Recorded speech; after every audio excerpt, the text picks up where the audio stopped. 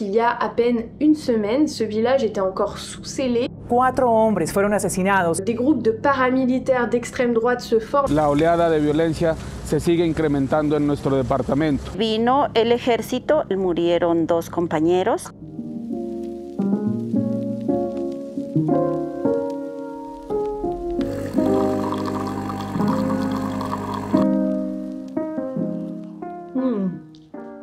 C'est parti pour une nouvelle vidéo avec du café, parce que sinon je ne tiendrai pas.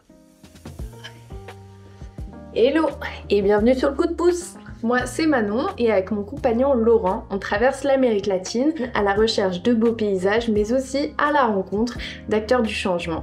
Aujourd'hui, je vais te parler de notre séjour au sud de la Colombie, dans le département de Nariño, qui est un département classé zone rouge du fait de fortes violences, de crimes organisés et de trafic de drogue. Pourquoi ils ont si bambus ? Alors pourquoi on est allé là-bas? Tout simplement parce que dans tous les cas on se dirigeait vers le sud, vers l'Équateur, mais aussi parce qu'on souhaitait rencontrer une association locale qui s'appelle Impulso Verde. On te propose donc dans cette vidéo de découvrir la face cachée de la Colombie entre violence extrême, engagement communautaire et préservation de l'environnement. Pour se rendre dans le département de Nariño, on a pris un bus depuis Salento jusqu'à Cali et ensuite de Cali on a pris un autre bus jusqu'à la ville frontalière d'Ipiales qui est donc située au sud de la Colombie. Et bienvenue dans ce nouveau bus pour aller à Ipiales depuis Cali. De là, on a retrouvé Pierre et Edwin qui travaillent tous les deux pour l'association Impulso Verde qui nous ont à la fois hébergés et également conduits à différents endroits dans la région. On monte donc en voiture avec Edwin et sur le trajet, on traverse un village bien particulier.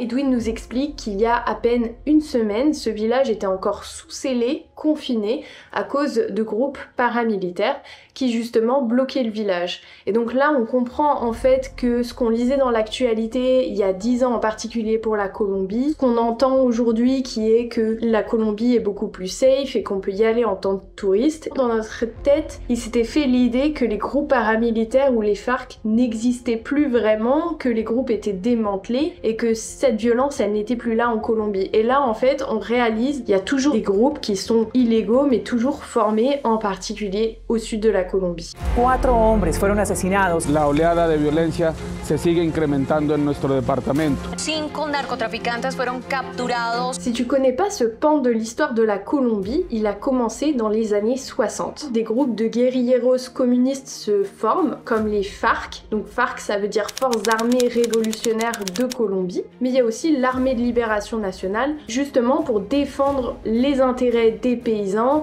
et des travailleurs marginalisés. Donc initialement, il s'agissait plutôt d'un groupe favorable à une amélioration sociale.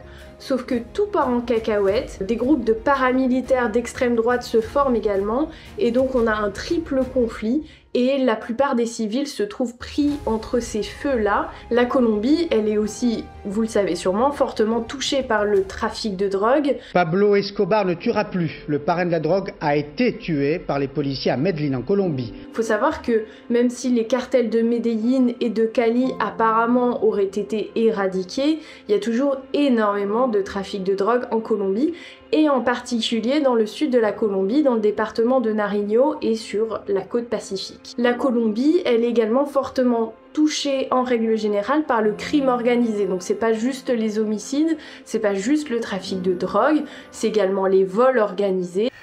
This is the worst!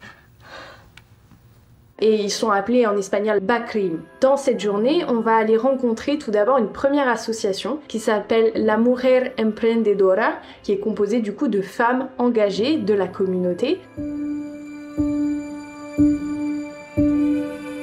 Cette association, elle a été créée suite à des événements assez tragiques et elle a également permis de redonner de l'espoir à cette communauté. Mi nombre es Nelly Cumbalaza, soy la representante legal de la Asociación Indígena de la Mujer Emprendedora, en la cual está conformada por 40 mujeres. Nosotros, como vivimos en la frontera del Ecuador, fuimos víctimas de los robos. Nos robaban el ganado. Aquí no viene la policía a ayudarnos, ¿no? Entonces nosotros optamos por formar nuestra propia guardia indígena. Nuestros esposos, nosotras mismas, ayudando a cuidar nuestras cosas, nuestras vacas, porque los ladrones ya vinieron y se entraban y se llevaban todo. Vino el ejército, nos dio agrediendo a nuestra guardia indígena, en la cual murieron 2 compañeros. Las mujeres fue las que más actuamos, no los dejamos llevar, que no se los llevaran porque ellos los iban a hacer pasar por falsos positivos. Là, Nelly, elle vient de vous parler des faux positifs. En Colombie, on s'est rendu compte que donc, les groupes militaires qui œuvraient pour éliminer justement les FARC, les Bakrim au service du gouvernement ont tué de nombreux civils, on va dire sans faire exprès, qui ont été pris entre deux feux. Et il y a eu des scandales à la fin des années 2000 qui ont révélé que de nombreux militaires avaient fait passer ces civils pour justement des criminels, pour augmenter leur taux de réussite face à l'insécurité. Ils prenaient les corps, disaient que ces gens-là étaient des criminels pour avoir des promotions. Et donc la communauté de Nelly, quand leurs hommes se sont fait tuer, ont retenu les corps et les ont empêchés de les récupérer pour ne pas les faire passer comme faux positifs. Fue un golpe muy duro que vivimos aquí en nuestro sector porque pues siempre hemos sido bien unidos y todo. Vino la ayuda de ONU Mujeres, la reparación de víctimas, y entonces ahí fue que nos ayudó y vino el proyecto. Compramos el pedazo de terreno. Esto es propio de la Asociación de las Mujeres. En fait, le projet de la Mujer Emprendedora, il est de mobiliser les femmes du village, de leur permettre d'avoir une activité et donc un revenu, et en même temps d'agir pour leur communauté, puisque elles font pousser des arbres qui vont être soit achetés, soit distribués gratuitement à des agriculteurs locaux, qui eux-mêmes du coup pourront améliorer leur rendement et également préserver l'environnement. Bonjour à tous et à toutes, je m'appelle Pierre Dachy, je suis ingénieur forestier, je suis belge et je suis coordinateur du programme de reforestation pour la région de Pasto de la fondation Impulso Verde. Le premier projet important de la fondation est la reforestation. La reforestation au travers d'un réseau de pépinières qui est constitué de 14 associations indigènes et rurales qui produisent jusqu'à 350 000 arbres natifs par an.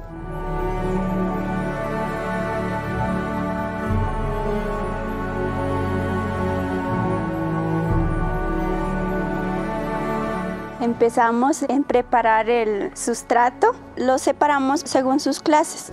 Por ejemplo, aquí está el sauco y el pumamac. Aquí nosotros hacemos nuestro semillero, la sacamos y la ponemos a sembrar en nuestras casitas. Estamos cultivando nuestros árboles a manera orgánica, no tienen ningunos químicos. Ça, c'est la graine de pandala. Ils les mettent dans la terre avec tout le processus qu'ils ont montré. Et après, ça devient comme ça. Ça passe d'une petite graine à un petit arbre. C'est incroyable, ¿no? Y estamos contribuyendo nosotros con el medio ambiente, enseñando a nuestros hijos. Que estamos muy contentos aquí trabajando, que eso es nuestro beneficio para nuestros hogares, para el bien de todos, con los arbolitos que nos traen muchos beneficios para todos.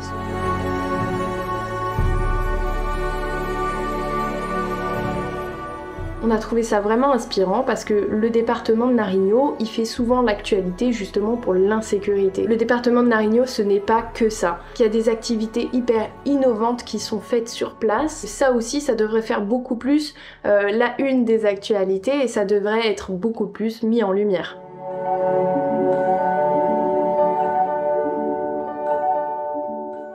Le département de Nariño, il est aussi spécial parce qu'il abrite un écosystème qui s'appelle le Páramo.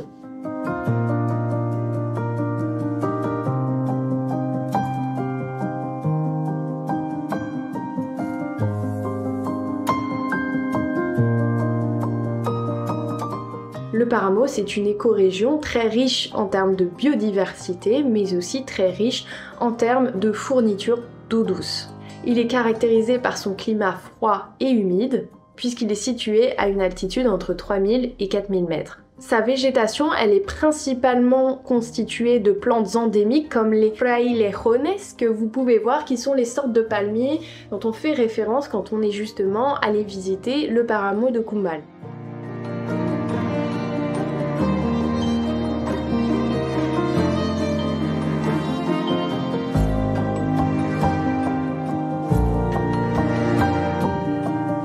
Souvent on dit que les páramos ce sont des usines d'eau et c'est pour ça qu'il est indispensable de les protéger aujourd'hui. Malheureusement aujourd'hui cette région elle est fragilisée par des pratiques agricoles intensives, notamment l'utilisation de pesticides. Et c'est là qu'entre en jeu Impulso Verde qui va aller encourager les petits producteurs locaux à utiliser des techniques de production beaucoup plus douces pour l'environnement et beaucoup plus durables. Et c'est Pierre qui vous en parle justement. Un système sylvopastoral est le fait d'implémenter des arbres directement dans les prairies où se réalise l'élevage. Tout cela pour générer un élevage plus durable et pour générer donc un système de production plus durable et plus respectueux de l'environnement. Nous allons implémenter donc ces arbres natifs justement pour permettre de produire plus de nitrogène dans les prairies pour éviter l'utilisation de fertilisants chimiques. Justement, on va utiliser la nature et ses ressources pour que la nature travaille pour nous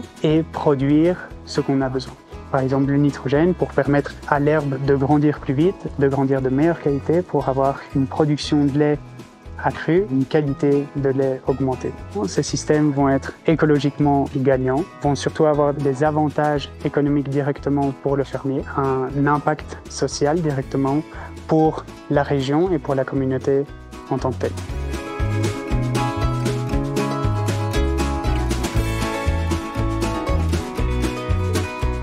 Un grand merci à l'association Impulso Verde pour leur accueil dans le département de Nariño. Si vous voulez soutenir leurs actions, on vous mettra le lien de leur site en barre d'infos. Vous pouvez également tout simplement faire un don. Merci de votre soutien. Si ce format de vidéo vous plaît, n'hésitez pas à poser un like et à vous abonner. Et comme d'habitude, on est aussi sur Instagram, @le coup de pouce, _. À bientôt.